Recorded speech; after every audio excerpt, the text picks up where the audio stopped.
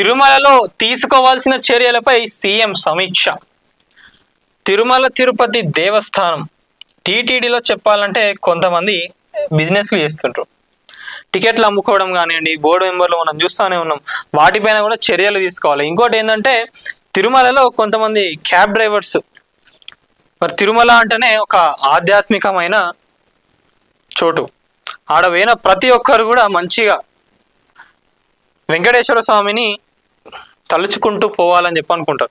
ఆడ ఎట్లున్నాయంటే కొంతమంది క్యాబ్ డ్రైవర్లు సినిమా పాటలు పెట్టుకుంటూ, కొన్ని డీజే పాటలు పెట్టుకుంటూ, ఇప్పుడు సపోజ్ ఎవరైనా దర్శనానికి వెళ్ళాలనుకున్నప్పుడు పొద్దునాడ ఆ క్యాబ్, ఆ జీపులు ఇవన్నీ ఉంటాయి కదా, ఆడ బుక్ చేసుకొని పోతే మంచిగా ఇట్లా ప్రశాంతంగా పోదామనుకున్నప్పుడు ఇక మనోడు పెట్టే సినిమా పాటలకు కూడా ఆడున్న మైండ్ అంతా ఆడికే ఖరాబ్ అయిపోతుంది.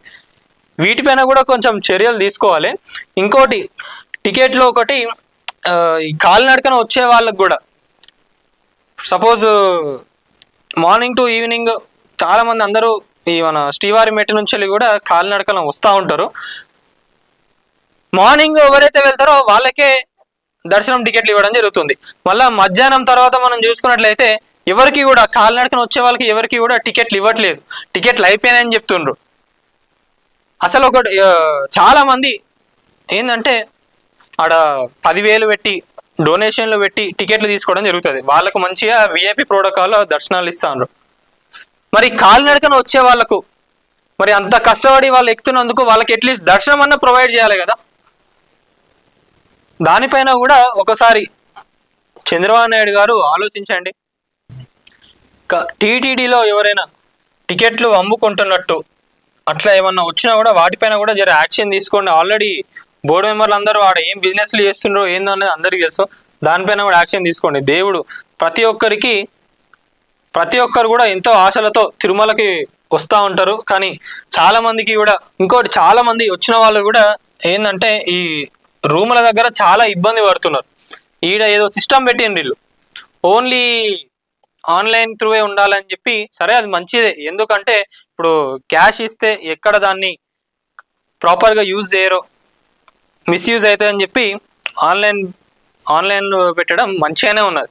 కానీ ఇక్కడ ఏంటంటే ఇప్పుడు సపోజ్ మనం చూసుకున్నట్లయితే ఒక రూమ్ రెంట్ ఒక 2,000 ఉందనుకుంటే 2,000 కాస్త వీళ్ళు 4,000 మనం డిపాజిట్తో సహా ఎక్కడైనా కూడా కడతాం.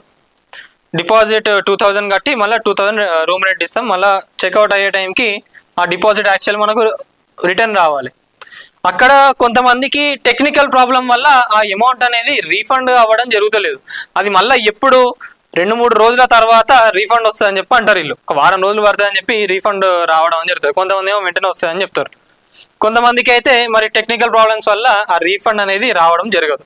మరి ఆ పైసలన్నీ ఎటు పోతున్నట్టు దానిపైన కూడా కొంతమంది ఆగ్రహం వ్యక్తం చేస్తున్నారు. పైసలు ఎవరికైనా కూడా ఇప్పుడు దేవునికి ఇప్పుడు 100 రూపాయలు ఇవ్వాలనుకున్నప్పుడు ఎవరు ఇవ్వాలని అనుకుంటారు. అట్లా ఇట్లా వచ్చినప్పుడు కూడా చాలా మంది కూడా పైసలు ఓడగొట్టుకుంటున్నారు. ఇక దేవుడికే కదా పోయేది అని చెప్పి కూడా కొంతమంది ఇక వేల పైసలు ఓడగొట్టుకుంటున్నారు. దీనిపైన కూడా చంద్రబాబు నాయుడు గారు జర చూడండి.